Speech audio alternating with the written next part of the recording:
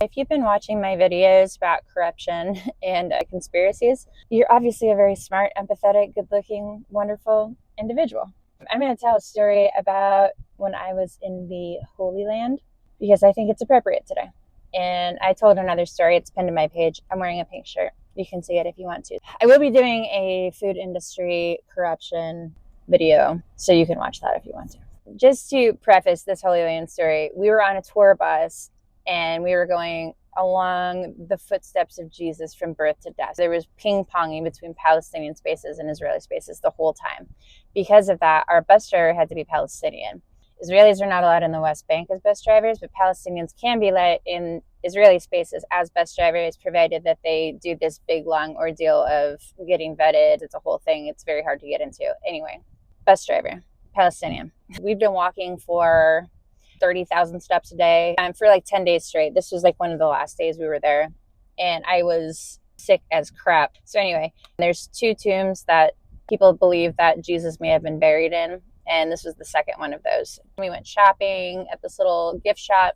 So as we're leaving the shopping district, there's like 3 or 4 ladies that were feeling like crap, like I was, and they didn't want to go to this last tomb because they either didn't care or they're just exhausted. They, at the last second, as we were pulling away, asked if they could get off the bus and walk back to the hotel. The bus driver pulls over onto the side of the curb, and they were in the back. These tour buses have like a regular bus, like how a bus goes.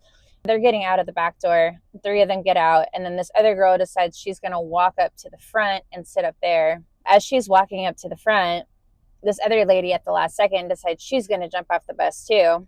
And as she was doing that, the bus driver started to go as he was closing the doors, and like she tripped and fell onto the curb. So naturally, she was kind of shaken up. He lost it. Like he was like, you could see in his eyes, he was so scared. He was a quiet bus driver. We had 2 because the first guy, one of his relatives, died as we were there. Shocking. This guy's like freaking out. The tour guide lady goes back and checks on this chick. As we're like going into the next place, all of these ladies start talking about how they should basically call the manager and tell on this guy.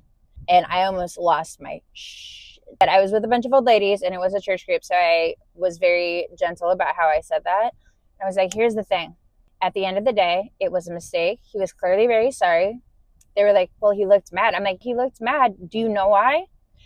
He's terrified. Because here's the thing. We're not in his home right now.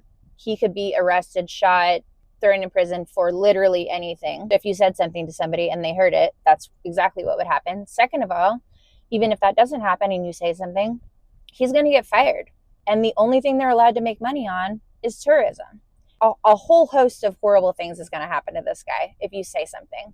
And at the end of the day, it was a mistake, and she is fine.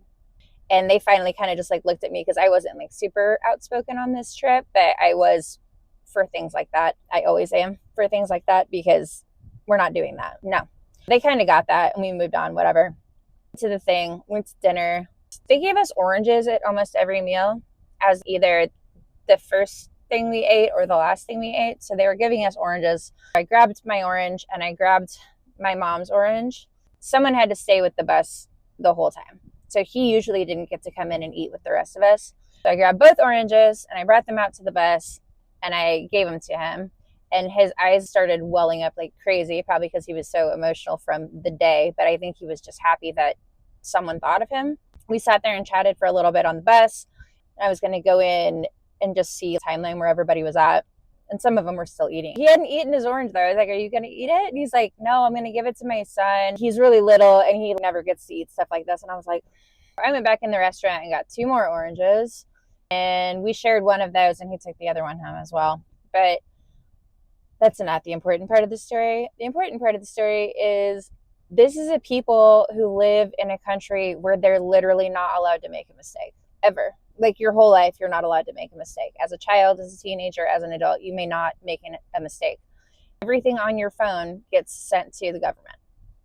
My old roommate, she had a German phone specifically because that was the only way that the governments wouldn't track every single thing that you typed, every picture you took, every place that you went, every note that you added.